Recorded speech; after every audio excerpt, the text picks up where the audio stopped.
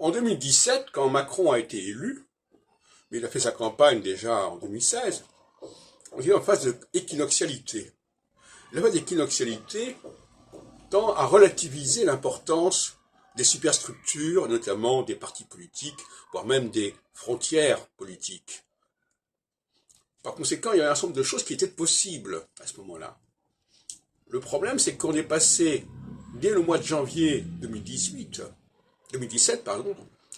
2018, on est passé à une phase de socialisalité. Et là, il y a une résistance des superstructures qui s'est réactivée. Et elle continue à exister aujourd'hui. Puisque la période de 5 ans, la période de 7 ans, qui va de 2017 à 2024, de 2018 à 2025, si on préfère, eh bien, elle n'est pas terminée.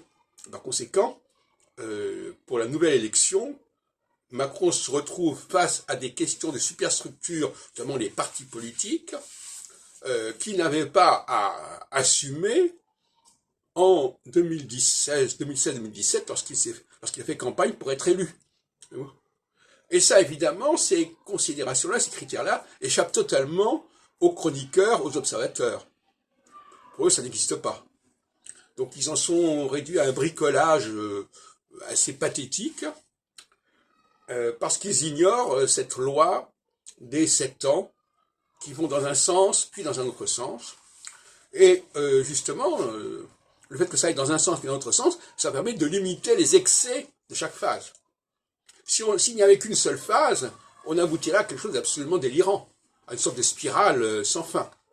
Le fait qu'il y ait une alternance de phases permet de doser chaque phase et d'arrêter son processus, de suspendre son processus pendant un certain temps. Et ça permet aussi à une autre phase d'exister et elle-même d'être freinée et arrêtée pendant un certain temps.